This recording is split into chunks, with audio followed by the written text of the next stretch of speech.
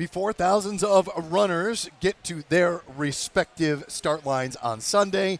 They have to come right here, the MVCC Boilermaker Health and Wellness Expo. We are broadcasting live to kick off Utica's big weekend, and off the top, everyone wants to know what the forecast will be.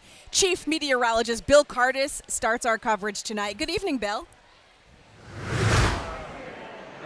Yeah, it's going to be a hot and humid one for Boilermaker Sunday. We're looking at temperatures during the race in the upper 60s to low 70s. The humidities make it feel very uncomfortable, but we are not going to be dealing with any hazardous weather in terms of any thunderstorms or tornadoes.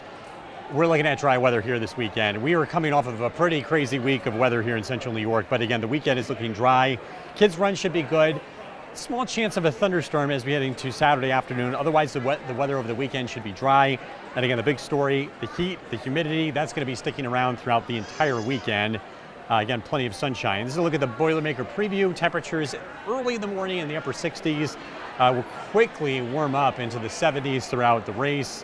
Live look at the weather this evening. Things look pretty quiet. Live look at the Yorkville Battery Stern Tracker 2 Doppler radar. 83 degrees is the current temperature. It is warm, it is humid, and it's going to really start to ramp up as we head into the weekend with high temperatures in the upper 80s both Saturday and Sunday. So we're going to track the conditions hour by hour throughout the race. We'll also take a look at how next week is starting to shape up. A look at the forecast coming up. Back over to you. All right, Bill, thanks very much. Runners now have come to the expo right here to get their race packets, which, of course, includes the all-important bib and timing chip. You can't run without it, folks. Lots of other goodies in there, too. And the head of this very busy but smoothly run operation says the perfect mix of volunteers is largely to thank. And I have a lot of new volunteers this year that I'm very, very thankful for. And they've jumped right in. The standbys have trained the new ones. So we're working good. We're working real good.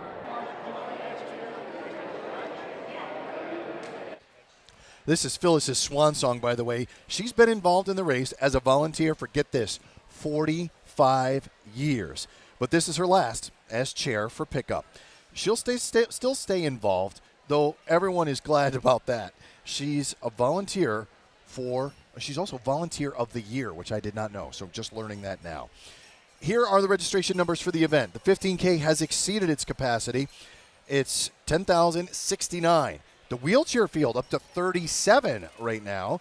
And in the 5K, 4,030 have signed up, which is below the cap, and that was set at 4,500. All right, skipping around right now, we see our shuttles on your screen. This is what you need to know for race day. The 15K runners have to meet at the corner of Court Street and State Street and the post-race party area. Those are your shuttle options. They run 5:30 to 7 a.m. The 5K shuttle is at ConMed on French Road. That runs 5:30 to 6:45. And if we could go back, let's talk race times. The times you need to know for Sunday. News Channel 2's coverage begins at 7 a.m. The Boilermaker 5K begins at 7:15.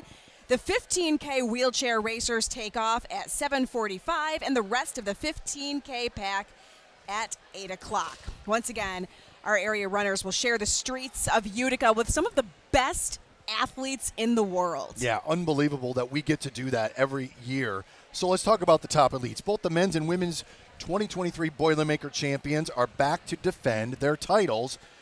Jamel Yimmer of Ethiopia won last year. He holds the men's open record. And the women's defending champion, Jessica Shalenget of Kenya, she too holds the women's open record. Top wheelchair athletes. Josh Cassidy is a 4-time Boilermaker champion. He won last year. He's back. Don't forget about Herman Garrick. He won here in 2021. He's the hometown favorite. And the women's champ will not return in the women's division of the wheelchair race. So we're going to have a new winner, and that could be Michelle Wheeler from Texas. Let's talk merch right now. The Boilermaker store is set up here at the expo. It's more than a race is a theme splashed on a lot of the merchandise. Race officials really keep up on the clothing trends. Some big ones this year for the younger crowd: Barbie-type font, tie-dye, and shorter crop tops. And you can proudly display the race name and logo on many other things other than clothing. Definitely the cup sleeves. So those are designed to fit on the Saranac little plastic cups at the post-race party. That was by popular demand.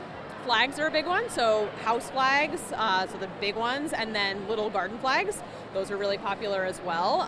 We also have cowbells. That's another fun thing. So you can make lots of noise while you're spectating. We have a couple things for spectators. And of course, they keep an eye on the big seekers every year, so all your standard favorites remain. Well, she's been shopping, sampling, and of course snacking right here at the expo. Let's see what News Channel 2's Jolene Ferris is up to right now. Jolene. Hi guys, I was going to say we just got here checking out the wares and whatnot, but who am I kidding? I've been grazing. I mean, you know, you've heard of like heavy hors d'oeuvres.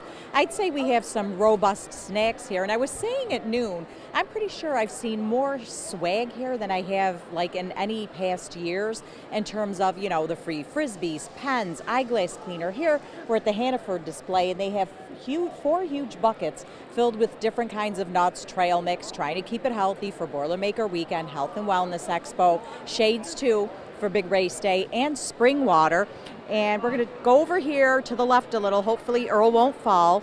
And Sovina is over here. And earlier today, not going to lie, scored myself a little bit of olive oil. But like we were talking about food, you can see they have crackers, different kinds of cheeses and spreads out here for people to try.